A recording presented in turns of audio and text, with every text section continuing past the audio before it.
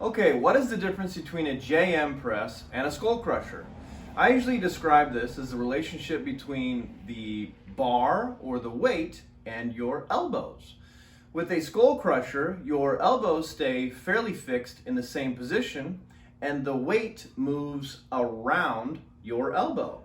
With a JM press, the weight or the bar stays fairly fixed and in one bar path while your elbow moves around the bar. So if this is the bar, this is your elbow, the bar goes down, your elbow moves towards your feet.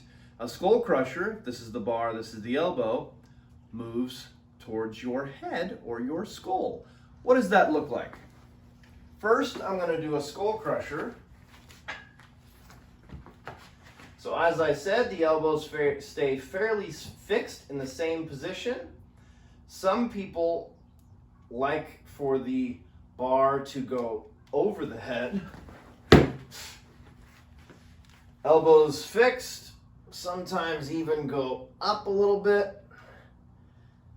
But basically, the bar is the thing that is moving from its bar path towards your head or over your head. Now here's a JM press. In a JM press, the bar stays basically in the same position and your elbows move around the bar or towards your feet. So the bar starts over your shoulders and it finishes basically right at your shoulders. JM press, skull crusher. Now I'm going to show you what this looks like. It's the same movement with dumbbells. Skull crusher, JM press. Basically right to your shoulders and back up. The elbows are the joint that's moving down.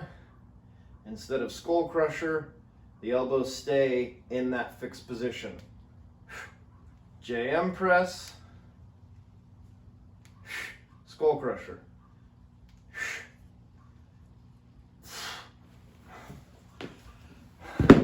Okay, hopefully that was clear. That is the difference between a JM press and a skull crusher.